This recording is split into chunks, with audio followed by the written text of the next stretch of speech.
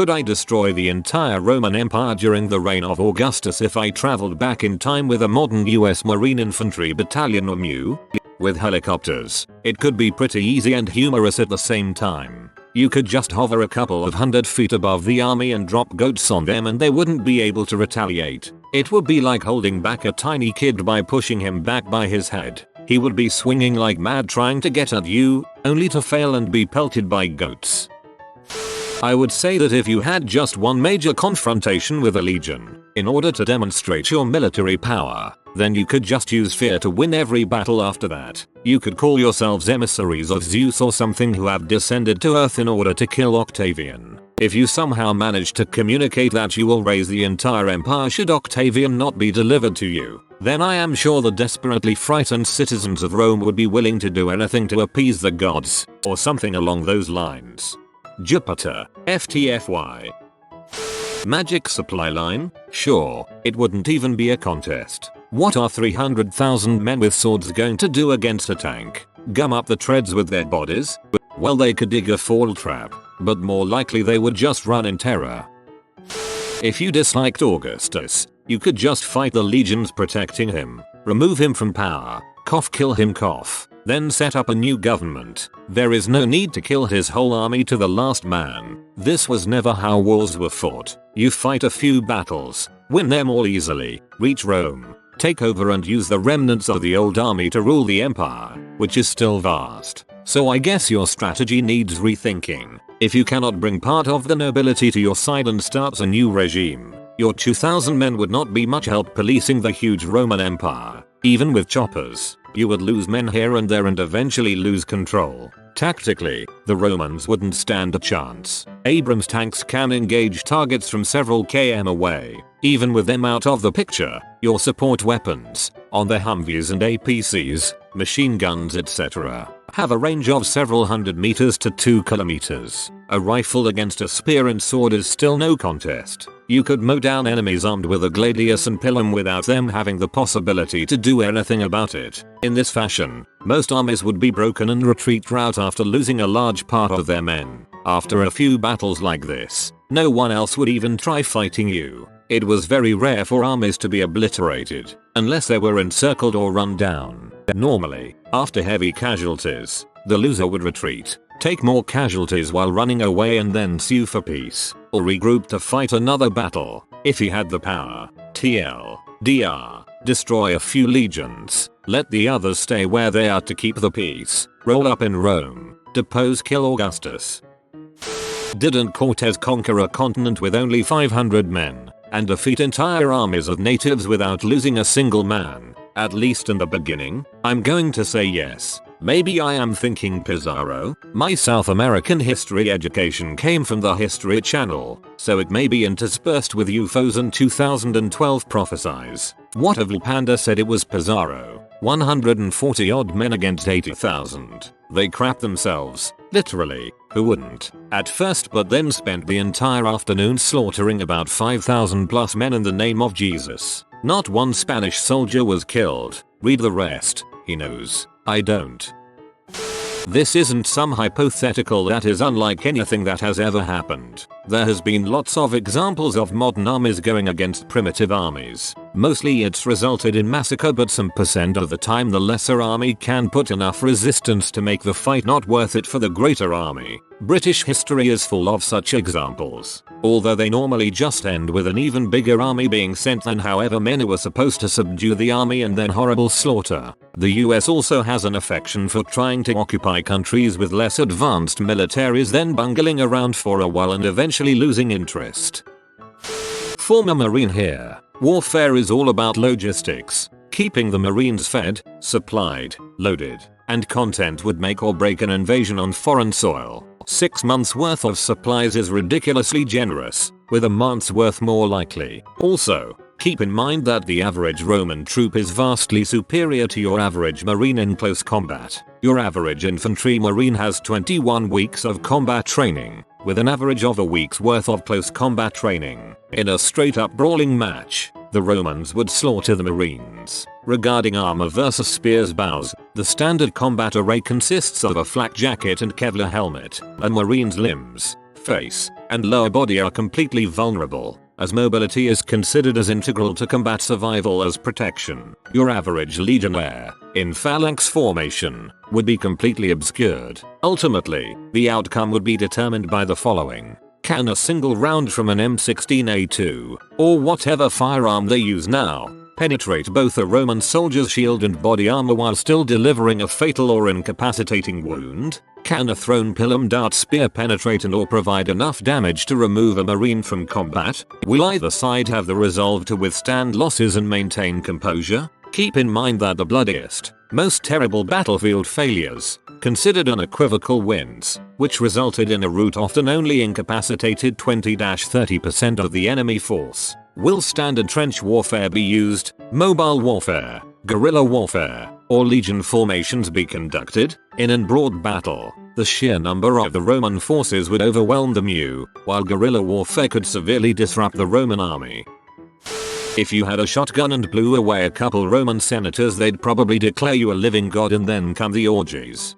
And then come the STDs.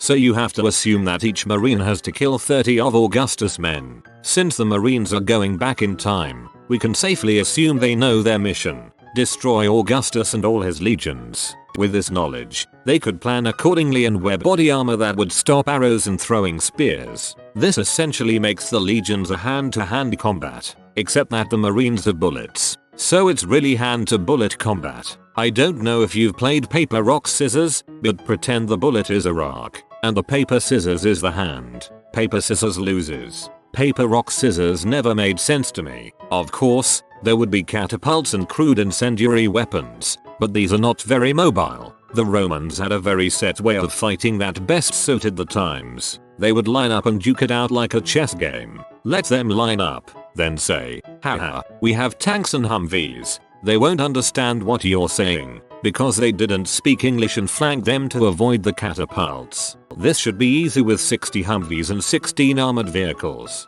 plus the 4 tanks. Then mow them down. You can get close enough that you can't miss, but not too close that their swords hit you. Remember to use grenades. They'll have broken rank at this point, and men will try to flee, but it doesn't matter. Your bullets will catch up to them. Roman casualties, 330,000. Marine casualties, 23. 22 friendly fire, 1 death from bad tenderloins. Pretend the bullet is a rock, and the paper is the hand. Hand loses. I don't know what version of rock paper scissors you play. If you had a magical time traveling supplier line and a Mu, you could probably conquer the entire modern world, never mind 30 measly legions. You would lose, because as soon as you started killing people that shouldn't have been killed, your troops would start disappearing due to the fact their entire ancestral tree just disappeared from history. Eventually your entire army would blink out of existence. Your Mu would need to be entirely Native American. Better weaponry is helpful, but you'd have to really study the documented tactics of the time so you don't slip up simply because you're well armed. Also, don't drink the water. Taking a 21st century mechanized battalion back 2000 plus years, you'd be a fool to declare war on the Romans. Most of the population, especially the military, would think the entire lot of you descended from Mars himself and would fall to their knees in prayer if you didn't start mowing them down. You could take over the entire empire just by demanding they give it to you, then kill Octavian. You should read The High Crusade by Poul Anderson. It explores this very idea. A futuristic alien species comes to Earth in the Middle Ages. Knights capture the spaceship, go back to the alien empire and conquer the whole dang thing. Augustus was probably the greatest emperor in the history of Rome. If anyone could have found a way to beat you, it would have been him. I would just take my legions and sit them in cities. You could shell them with your 16 armored vehicles, but that's it. Eventually, you'd have to come inside, over the walls. That's where crap would get hand to hand. You just don't have enough men to suffer even slight losses. I'm pretty sure his armored vehicles would be capable of leveling your walls. Imagine the M2s pumping rounds non-stop at 500 plus yards. Their ranks would break in no time. Just imagine a sniper in a ghillie suit picking off soldiers from a couple miles away. They're standing there keeping watch when all of a sudden the guy next to them's head explodes, or his torso gets ripped from his body and they can't see anyone anywhere. People inside the building just start dropping. They become convinced the city is possessed or haunted and leave. Mission accomplished. You have no chance of destroying the entire Roman Empire with this force. You can easily conquer Rome, or another major city, perhaps a province, but not the entire Roman Empire at the time of Octavian. Important questions that have not been asked. Where do you arrive? If you are on the Italian peninsula, you can win several major battles and wipe out 2 legions before any major resistance occurs. This gives you the city of Rome itself and the surrounds. Now what? Somewhere in Gaul or Britannia, a new general has just been made emperor by his troops. Probably one somewhere in Italy as well. Their sole plan is to take control of Rome. Meanwhile, you are in Rome. You have enough gasoline to drive to the southern edge of the Alps, perhaps a little further. Then you have to walk, with all your artillery if you want to use it in any further battles. Your ammo supplies will dwindle faster than you think, because machine guns use ammo in a highly inefficient fashion. Your touted snipers have so little ammo in the grand scheme of conquering the entire empire that they don't matter. When you are out of gasoline, the legions move across the empire much faster than you. They have local knowledge, informants, and know where to obtain food, weapons, and reinforcements. They have recognized money to hire mercenaries. You, on the other hand, have no local informers. No one speaks your language. No one in your group understands any of the local languages of the empire. You have no maps. That road the Romans built, you know it leads north. That is all. You don't know if there are any settlements, cities, or anything else on it. Crossing the Alps? That's going to be a treat if you don't where you are going. Want to just hang out on the Italian peninsula? Okay, but you've hardly destroyed the Roman Empire at this point. 38. Provincial governmental centers are still in place. And even if you decide to just hang on to Italy, sooner or later your technological advantage gives out. You have no engineers. You have no infrastructure. You don't control any major food production centers or any major mining areas. You are 2,200 people in an empire of 5 million people, clinging to a small area derived from some early, quick and easy victories. Eventually, you are assimilated or defeated. TLDR. You win some stuff early on, but your technological advantage gives out long before you can destroy the length and breadth of the empire. You could take Rome, but there is no way you could keep it. They don't need to keep it, they need to occupy it just long enough to realize it doesn't have any oil. Day 1. You are victorious. Night 1. They send a super hot chick to seduce you and kill you. Game over. Unlimited ammo and vehicles capable of attacks from further away than the enemy can attack from. This isn't a thought-provoking question. Perhaps the bacteria your soldiers were carrying would be enough to wipe out the empire? No, we couldn't. The Roman legionnaires were hard-butt men. They carried all their gear from home all the wall to the battlefield on a fricking wooden cross. They wore sandals. I'm currently serving in Afghanistan as a US Marine. We're hard compared to modern militaries, but nothing compared to back then. They spank us silly. I'm going to go out on a limb here and say that the Romans are going to win. I'm going to assume that the Mu is going to have some brutally swift initial success. Like insane initial success, but you have to factor in a few things here. 1. You're attempting to move across and hold Western Europe and Africa with a force of 1,500 combat troops. The rest are command and logistics. The supply lines are going to be huge, and no matter what the power of your forward elements, if you push too far from your supply lines, your frontline troops are screwed. 2. The uptime versus maintenance time for your vehicles, in particular the aircraft. Keep in mind you have no operational air bases anywhere. There are no civilian airports you can simply take over. You will have to build and maintain a forward air base and complete all repairs there. This is fine to start off with right up until your frontline troops push too fast, and again you have to move forward and start again. 3. You're crossing a lot of different terrain here and you're doing it fast and your machinery is not going to cut it. It's not possible. Once you start with failures in mechanization, then you get closer and closer to the point where the Roman numbers and familiarity with terrain and ability to blend in begin to pay dividends, and it becomes a war of attrition. Sure, it would still be a close thing, but as long as the Romans get over the initial shock and don't figure a helicopter to be a deity, then I think it'll tip in the Romans' favor. You're attempting to move across and hold Western Europe and Africa. Op said destroy, not take over. You don't have to hold anything. You just have to destroy enough of Rome and other power centers such that their military and political command structure comes apart. Coincidentally, that's exactly what a modern marine infantry battalion is great at. It'd take a week, tops. Best thing would supposedly be to team up with Brutus and use your miracle weapons to give his army the edge over Octavian and Mark Antony's. Use their troops to control occupied territory. Wars on that scale can't be won with a fighting force alone. Your supply line idea would be but one of the factors. You need to control the land itself as well, or you'd be prone to guerrilla tactics. Best thing is to team up with a powerful figure of that day, who knows the socio-political theater and has enough power and wealth to estate up a new regime. Brutus and Pompey would be your allies of choice, and share your hatred.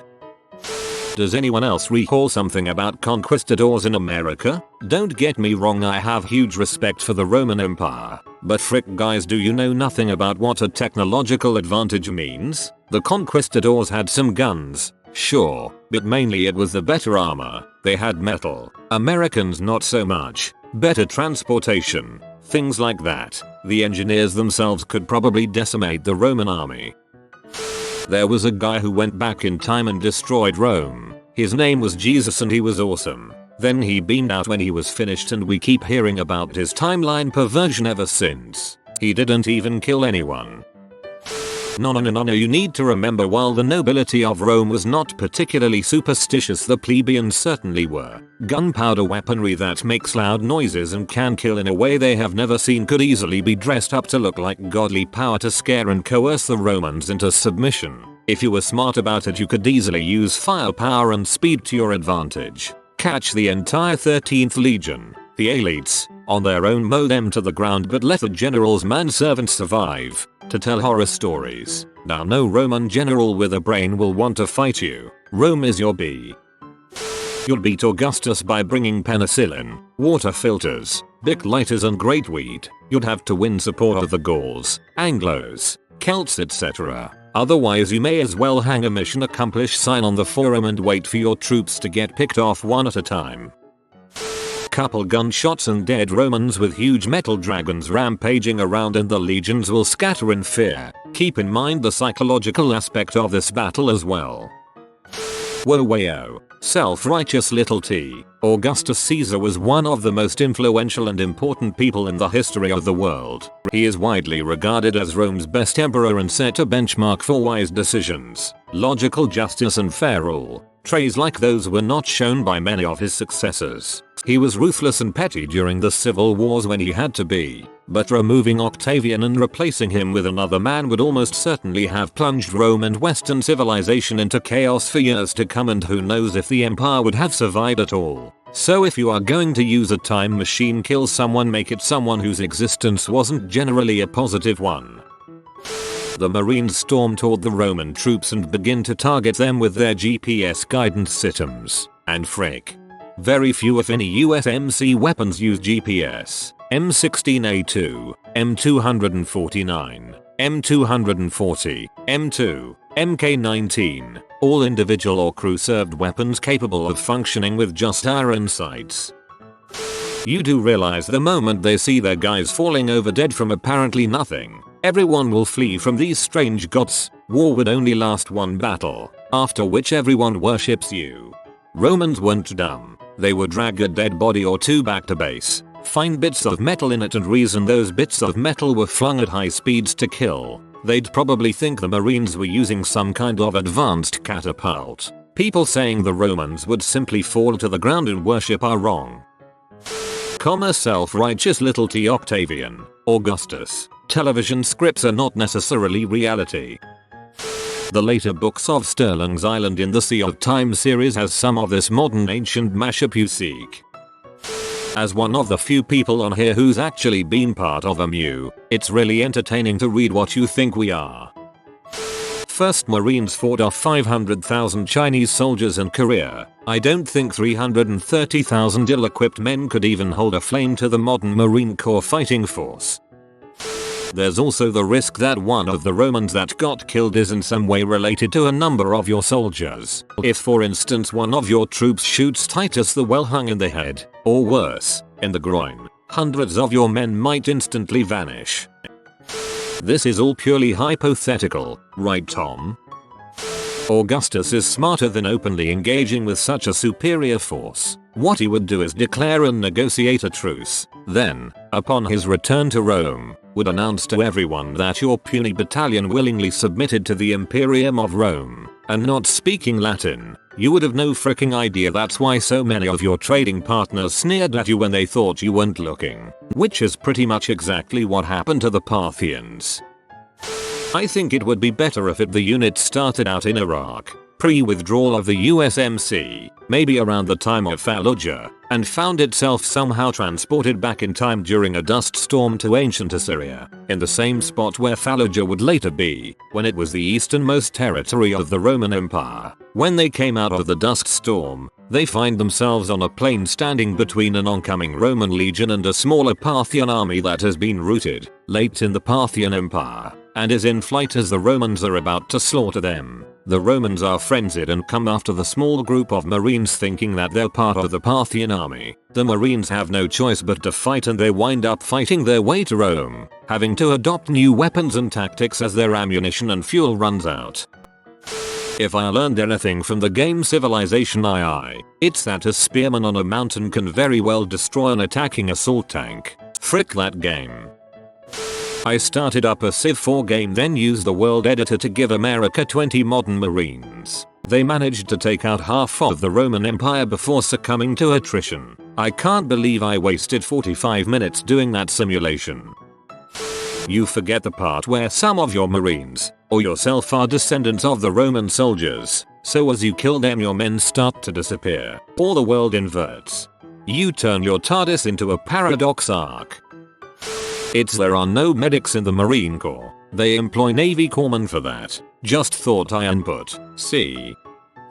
I would think a good example of would we win is to imagine a similarly more advanced alien species trying to take over Earth. Would we run away seeing their photon cannons rip through fellow soldiers? At first yes, but we would eventually have nowhere to run and the battle would get much tougher for the foreign invaders. Victory is still assured, though, unless the invading forces get lazy, arrogant, or are led by a downright moron, but that doesn't seem logical. An advanced alien race about to siege an entire planet wouldn't send a moron. I'm pretty sure you'd slaughter them, probably only losing a handful of guys. The Spanish conquered the Incan Empire with something like 100-150 men. I don't see why the same wouldn't happen here. Why would you kill the most effective emperor the Romans ever had? Go after Tiberius, or Caligula, or Nero. Augustus was actually good for Rome. If you are new to the channel, you can subscribe. I publish new videos every day. Until then, check another video.